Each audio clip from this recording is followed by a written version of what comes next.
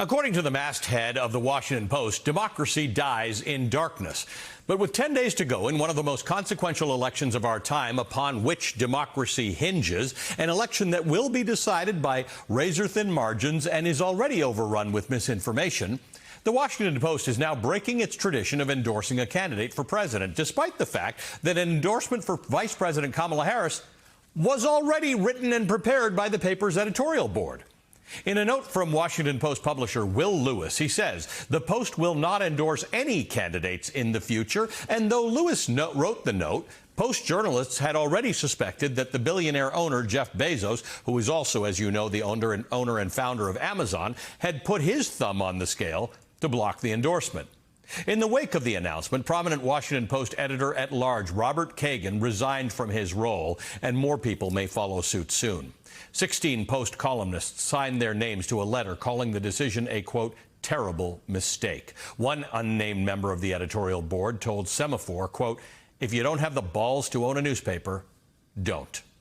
Bezos is not the only billionaire to interfere with the newspaper's endorsement process this close to Election Day. Earlier this week, Los Angeles Times owner Patrick Soon-Shiong blocked his paper's endorsement of Kamala Harris.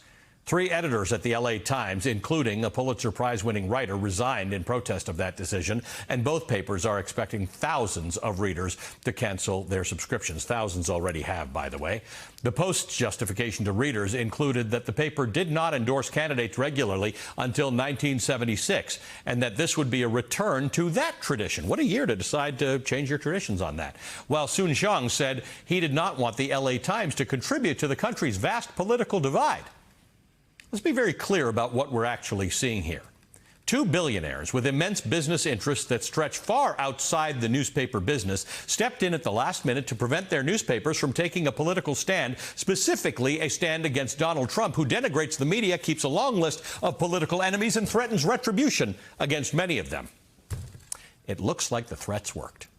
Joined by Oliver Darcy, author of the subscription-based news site Status, which covers the media. Oliver, you had some very strong words on this. The Washington Post justification was they were claiming this was journalistic independence. Your thoughts? I mean, obviously, the owner, Jeff Bezos, played a role in this. Their own paper actually has reported, contrary to what the Washington Post is saying, is that Jeff Bezos made the decision not to run this editorial in favor of Kamala Harris. And it's really an abdication of duty. I mean, these institutions are supposed to stand up to power, to speak truth to power. Their own slogan, Ali, is democracy dies in darkness. And they're leaving their own endorsement of Kamala Harris in the darkness. It's inexplicable, and it shows how afraid the business community, I think, is of potential Donald Trump presidency. He has made it very clear he will use government and weaponize government to go after his perceived enemies. And so people like Jeff Bezos, Patrick Soon-Shiong over at the LA Times, the billionaire owner there, even Mark Zuckerberg, the Meta chief, they don't want to be in his crosshairs, and they're making it very clear that they're effectively bowing to pressure preemptively before he's possibly elected. Yeah, this preemptive bowing to power, the obey in advance, the anticipatory obedience.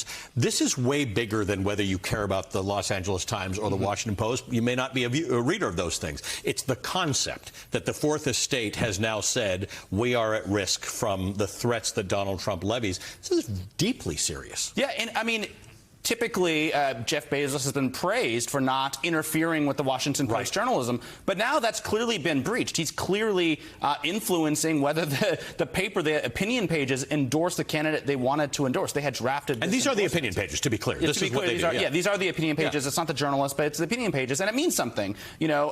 And I think actually the striking thing is that the most powerful people in society, Ali, the Jeff Bezoses of the world, these are billionaires, right?